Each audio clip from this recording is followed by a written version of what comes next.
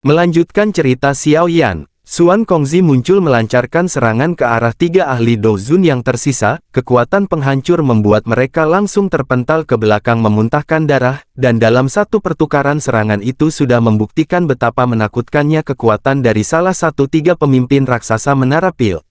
Di balik semua situasi yang telah menguntungkan pihak Xiao Yan, api 3000 pembakaran juga secara bertahap mulai membengkak. Pancaran energi panas memberikan sebuah indikasi bahwa makhluk tersebut akan segera mengalami letusan di tubuhnya.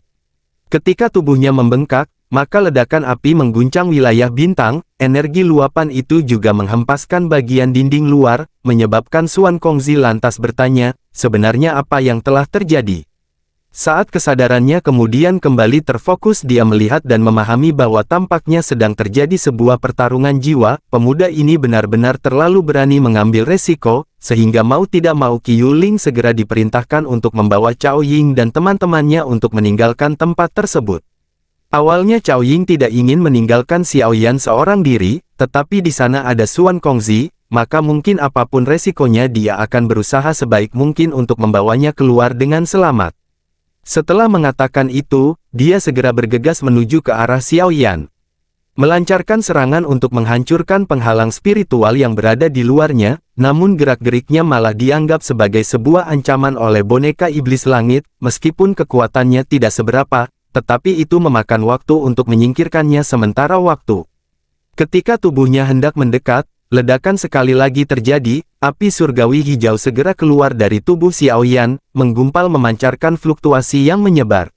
Pemandangan itu membuat Xuan Kongzi berpikir, mungkinkah dia memiliki sebuah metode atau rencananya sendiri.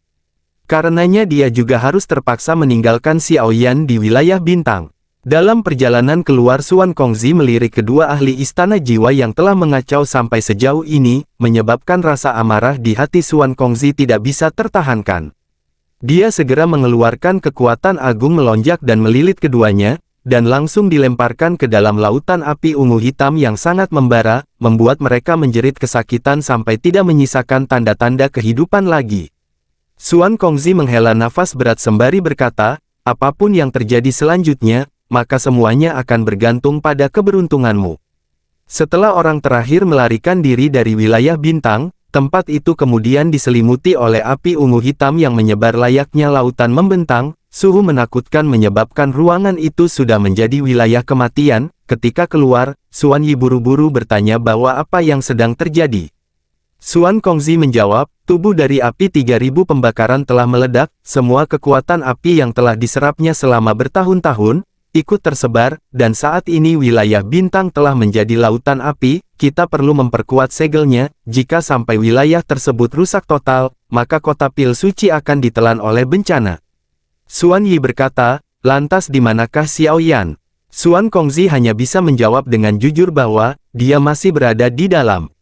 Xuan Yi sangat terkejut mendengarkan hal itu. Dia lantas bertanya, mengapa kau tidak membawanya ikut keluar?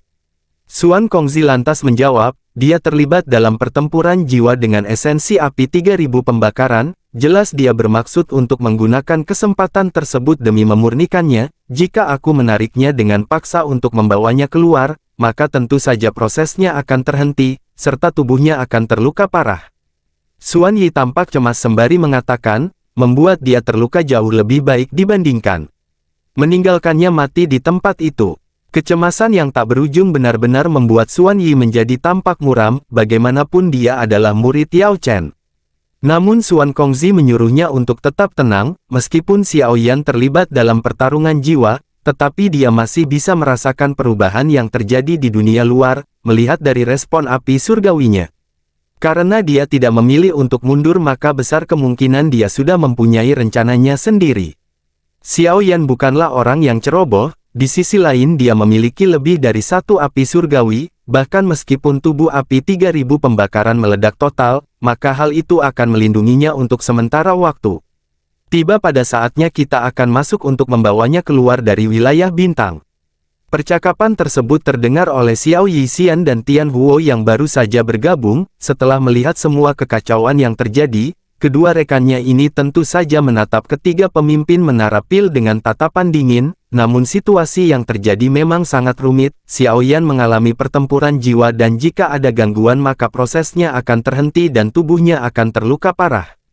Qi Yuling menyampaikan, itulah faktanya, namun tidak perlu terlalu cemas. Ketua asosiasi dan yang lainnya telah mengatakan bahwa situasi wilayah bintang akan menjadi lebih tenang dalam beberapa hari mendatang. Pada saat itulah waktu yang paling tepat untuk memaksa Xiao Yan untuk keluar.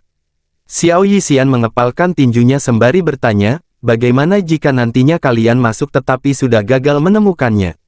Xiao Yixian benar-benar sangat marah, tetapi Ziyan berkata, tenanglah, aku bisa merasakan bahwa Xiao Yan masih hidup. Xiao Yixian berkata kepada Qi Yuling, aku akan mencari ketua asosiasi milikmu dalam kurun waktu 3 hari dari sekarang. Jika mereka tidak membuka wilayah bintang pada saat itu, maka terpaksa aku harus menerobosnya sendiri. Ketika Qi Yuling pergi, dia lantas bertanya kepada Ziyan, bagaimanakah dia bisa tahu bahwa Xiao Yan masih hidup padahal posisi kita sedang berpisah? Ziyan menjawab, aku telah menanam segel naga di tubuhnya, dan jika sesuatu terjadi, maka segel di tanganku pun juga akan menghilang, apalagi sekarang segel naga yang berada di tanganku memancarkan cahaya keemasan, menandakan bahwa kondisinya cukup baik dan nyawanya tidak dalam bahaya apapun. Namun dia belum bisa tenang, dan tetap bertekad untuk memasuki wilayah bintang dikarenakan Xiao Yan tidak boleh tinggal di tempat itu sendirian. Singkat cerita kembali terfokus di lokasi wilayah bintang, pilar api ungu hitam yang terus bertabrakan dengan api surgawi hijau, api 3000 pembakaran lantas berkata, manusia rendahan, kau benar-benar berani bersaing dalam pertarungan hidup dan mati denganku. Kemarahan itu membuatnya cukup kesal dikarenakan benteng penghalang milik Xiao Yan ternyata tidak mengalami kerusakan apapun bahkan setelah sekian lamanya. Selain itu suhu menakutkan yang berada di sekitarnya tidak mempengaruhinya sedikit pun. Justru sebaliknya naga api raksasa itu malah semakin hari semakin menjadi lemah seiring berjalannya waktu, dan ternyata, selain dengan perlindungan api surgawi yang dimilikinya, segel naga yang telah ditanamkan oleh Ziyan juga memiliki sebuah kekuatan yang bisa melahap api ungu hitam tersebut. Karenanya sekecil apapun peluang yang dihasilkan nantinya, Xiao Yan harus menggunakannya dengan sebaik mungkin agar berhasil. Mengikuti aliran waktu yang secara bertahap mengikis seluruh kekuatan, energi dari api 3000 pembakaran menyebabkan pertahanannya semakin melemah, sehingga Xiao Yan yang berada dalam domain spiritual lantas membuka mata sembari berkata, sekaranglah giliranku. Pandangan panik dari api 3000 pembakaran saat melihat Xiao Yan berjalan menuju ke arahnya, kekuatan api surgawi hijau terus menyelimuti tubuhnya, sembari berkata, saat ini kau sudah terlalu lemah. Naga api itu lantas memperingatkan Xiao Yan untuk jangan terlalu sombong. Lonjakan kekuatan tiba-tiba dilepaskan dari mulutnya, tetapi tampaknya hal itu tidak berguna bagi Xiao Yan sekarang.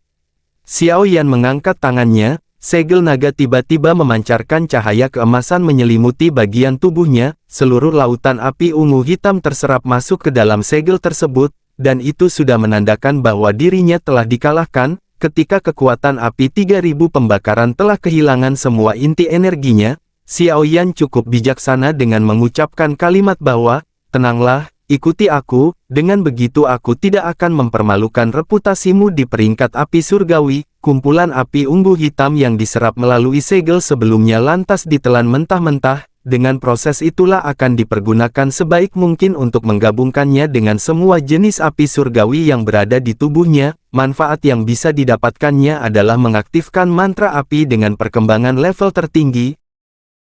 Singkat cerita waktu demi waktu berlalu, di luar wilayah bintang, Xiao Yixian dan Tian Huo memasang wajah kecemasan. Mereka benar-benar tidak pernah tenang semenjak Xiao Yan tertinggal di wilayah bintang. Satu-satunya yang membuat mereka tetap bertahan menunggu adalah segel naga emas yang berada di tangan Ziyan. Segel tersebut masih memancarkan kilau yang terhubung langsung kepadanya. Dijelaskan, sudah hampir 8 bulan sejak tragedi pertarungan yang terjadi di wilayah bintang.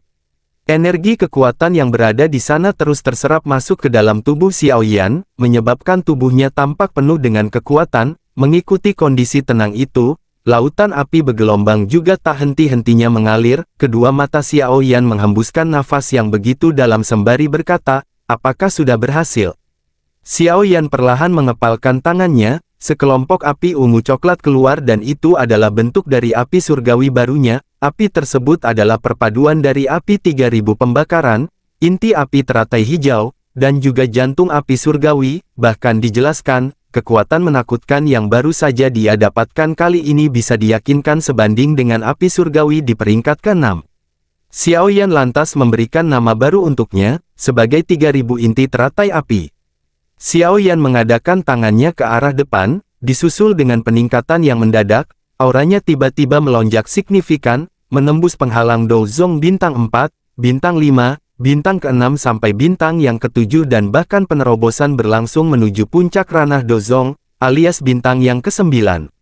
Peningkatan yang tak terduga dan sangat luar biasa, mampu meningkatkan seluruh kekuatan dokinya sampai ke level tertinggi, sehingga dengan mencapai batasan tersebut, Xiao Yan sangat yakin, jika nantinya dia bertemu dengan Mugu kembali, maka tidak ada alasan lagi untuk melarikan diri. Sementara itu, suhu pembakaran serta energi yang melimpah di wilayah bintang, juga ikut meningkatkan kekuatan boneka iblis langit sekali lagi. Sementara itu di luar wilayah bintang, trio Xuan Kongzi memberikan perintah kepada para tetua yang lain untuk memperkuat segelnya bersama-sama. Ketika para pemimpin mulai memperkuat segel, tiba-tiba lonjakan api ungu hitam mengerikan menyapu dari bawah, mengeluarkan hempasan yang begitu panas. Bahkan Xuan Kongzi pun serasa tidak tahan untuk menghadapinya. Kobaran api ungu hitam menerobos keluar segel alam bintang. Terlihat sesosok manusia api melayang di udara.